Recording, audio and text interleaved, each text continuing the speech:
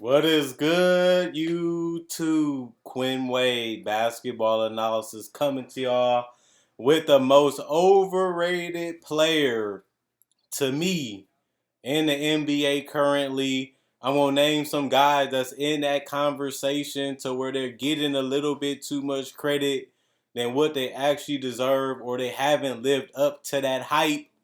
And guys that just haven't become what we thought that they might become. I look at Taylon Horton Tucker. This is a guy that they turned down, an all-star player.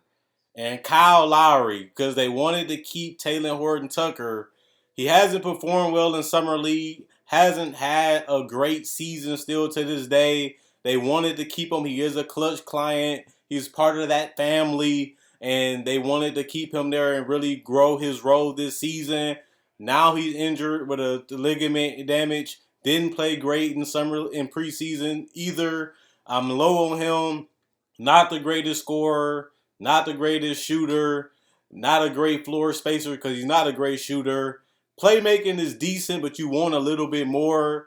But when you already have guys like Russ and LeBron, do you need another guy that can be a hybrid playmaker slash scorer when you already have some of the best players ever doing it already on your roster? This guy has been touted as a future star, future superstar potentially. He hasn't shown enough consistently, really at all, to really warrant that type of praise, especially when you're turning down a proven all-star in Kyle Lowry just to keep him on his roster. And at best, Taylor Horton Tucker is going to be an eighth or a seventh man off your bench. He secured a good amount of bag right now with the Lakers in some type of, longevity contract-wise for himself. But he hasn't even proved to me right now that he's a starter. They making it seem like he's the next big thing. I haven't seen enough of it to even believe it. And honestly, I'm low on Taylor Horton Tucker. Another guy that people been low on is RJ Barrett.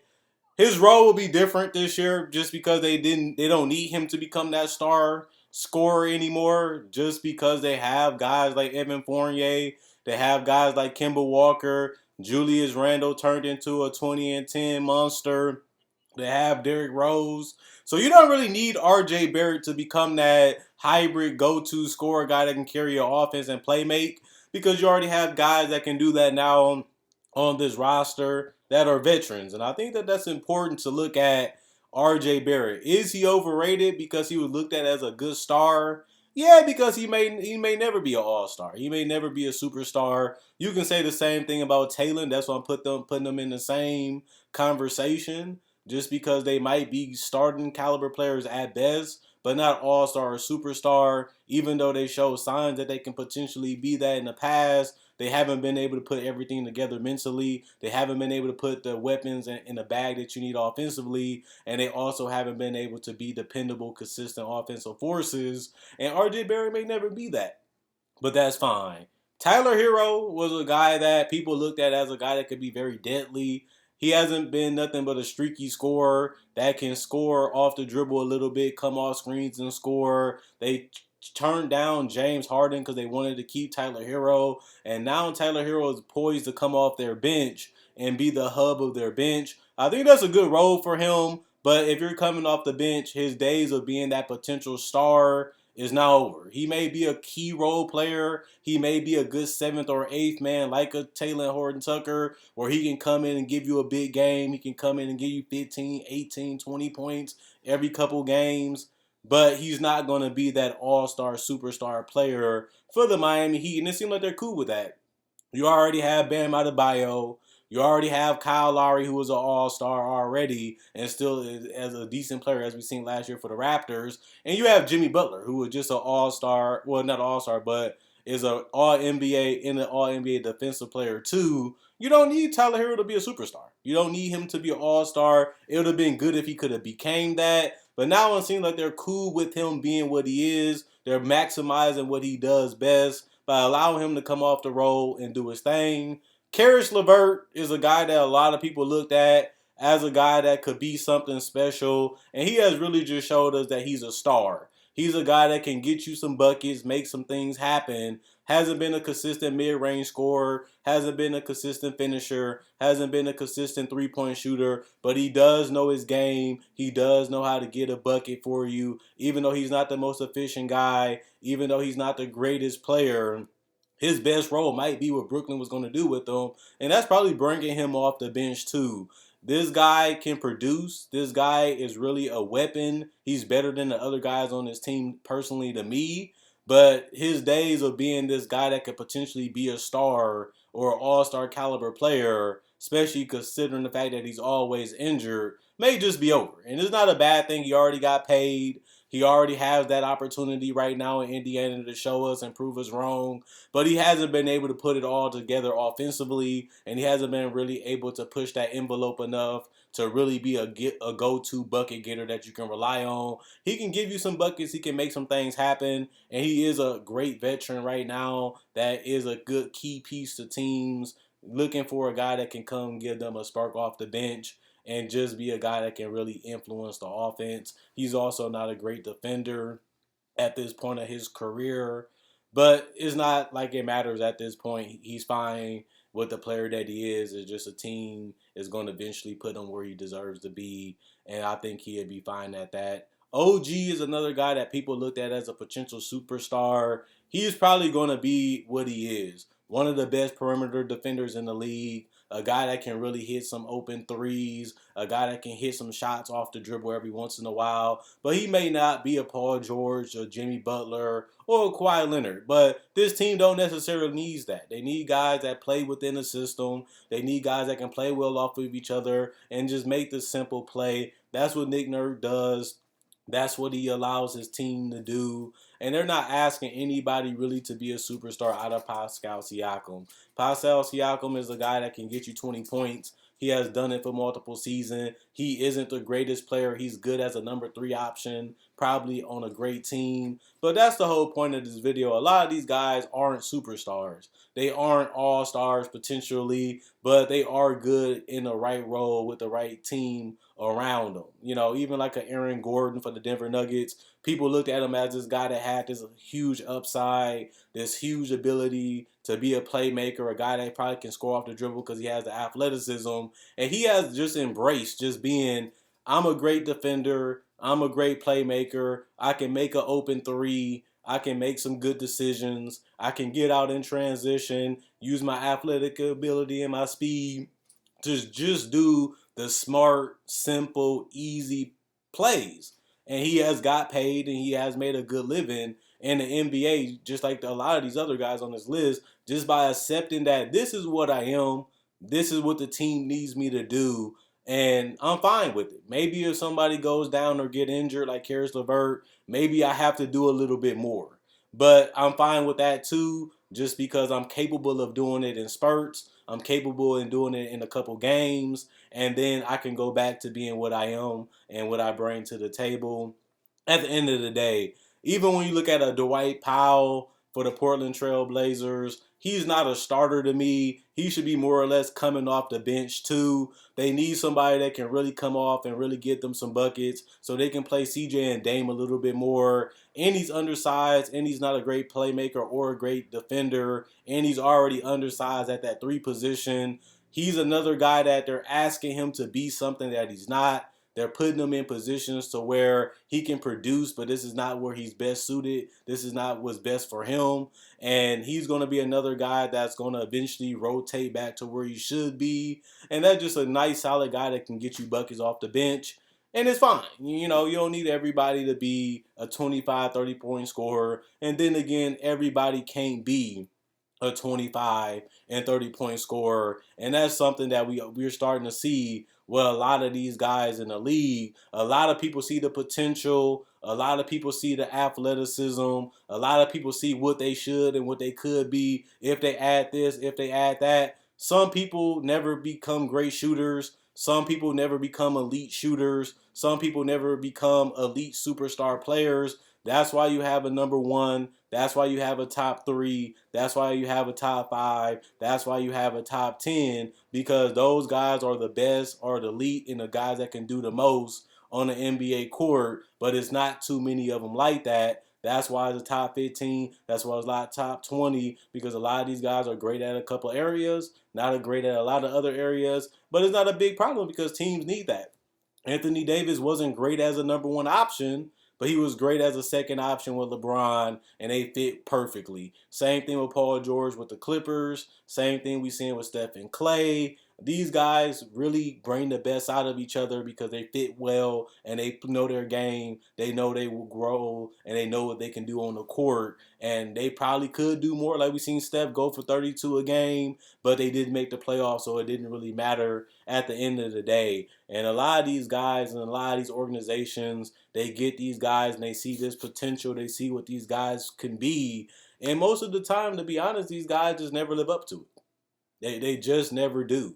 Some guys improve. Some guys get significantly better, like a Kawhi Leonard, like I said. But some guys just become great at what they do, or they can take it to another level and become elite at what they do, whether it's just being a shooter, whether it's just being a rebounder. And some people just become a jack of all trades that can do multiple things, but not great or elite at a lot of things. And that's why they become glue guys. That's why they become role players. That's why they become starters that just fill the gaps that really hide the weaknesses or mask the weaknesses for a lot of these other teams that need it. You know, that's why Draymond is so amazing, because he's playing with great shooters and great spacing. When he didn't have it, he didn't look that good these last 2 seasons. When he has it, he's playmaking, getting to the basket, passing out.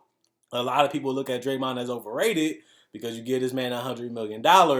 He's a great defender, but he can't make a layup, he can't make a three, he can't make a free throw. But when you put Steph and Clay, put them in the pick and roll, make them make quick passes, make them get the basket, roll to the basket, he looks amazing in this fantastic guy that's an all-star.